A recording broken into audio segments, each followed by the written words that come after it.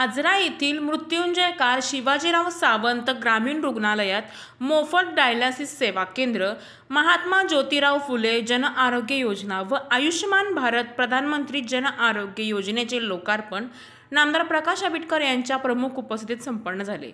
यावेळी नामदार आंबेडकर म्हणाले की ग्रामीण रुग्णालयात 30 बेड क्षमतेचे रुग्णालय लवकरच 50 बेड क्षमतेचे करण्यात येणार असून सर्व सुविधा पुरवण्यात येतील।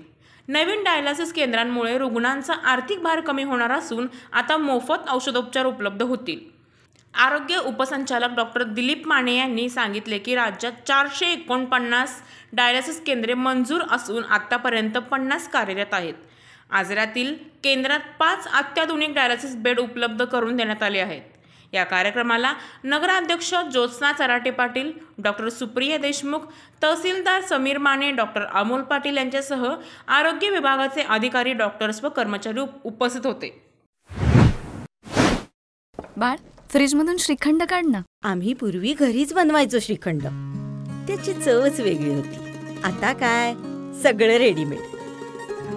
आजी, हे श्रीखंड खाऊन बघ। आज तुझ्या आईनं घरीच बनवलं की काय?